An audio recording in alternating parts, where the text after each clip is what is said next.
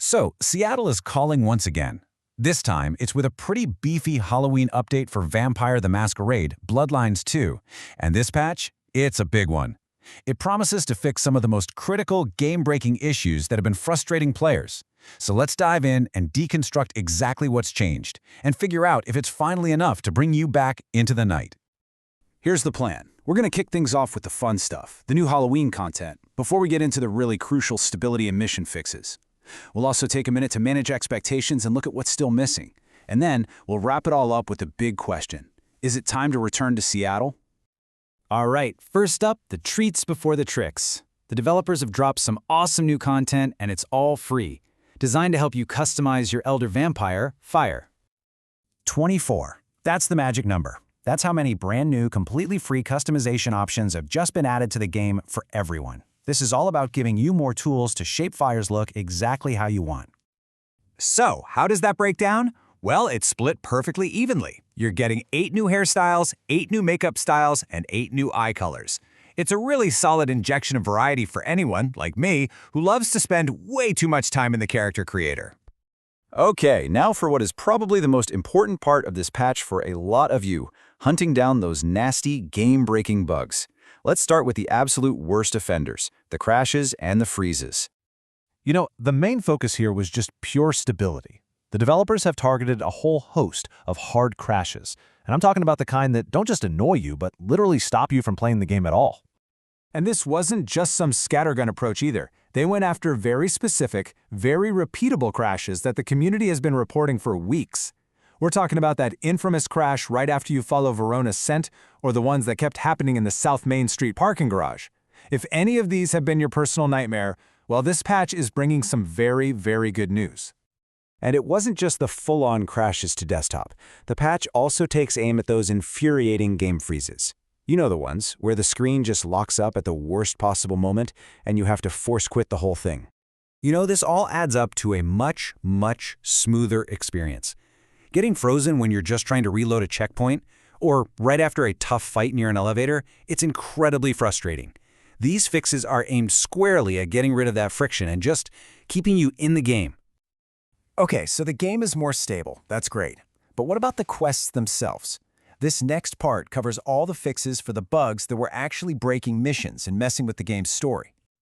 So, the team also went after bugs that didn't just crash the game, but completely broke it, leaving you totally stuck, unable to continue the main story or finish up important side quests. I mean, can you imagine losing the ability to jump in the stealth tutorial? Or having your quest markers just vanish when you reload a save?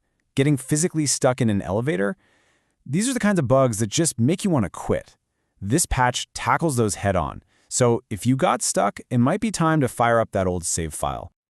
Let's be honest, a game like Bloodlines lives and dies by its story and its characters. So thankfully, the team also spent a good amount of time polishing that narrative experience, fixing bugs that were breaking dialogue and just killing the immersion. And this stuff is so important for role-playing, right?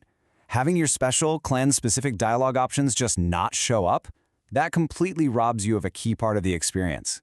Same goes for missing voice lines or subtitles that just disappear.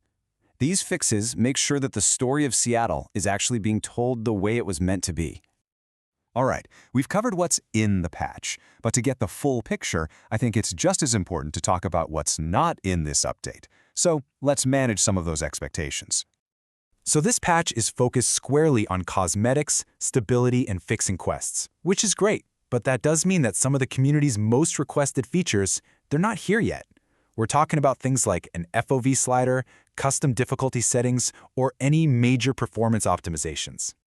Really, it's best to think of this as a foundation-building patch. The #1 priority was making the game stable and actually possible to complete for everyone. First things first, right? The big performance boosts and those other quality of life features, well, those are clearly still on the roadmap for a future update. So, with all of that in mind, that brings us to the final and most important question. With everything we've just seen, is now the right time to return to the rain-slicked streets of Seattle? Honestly, the answer to that really depends on you. It's all about what made you stop playing in the first place, or what specific feature you're waiting for before you decide to jump in.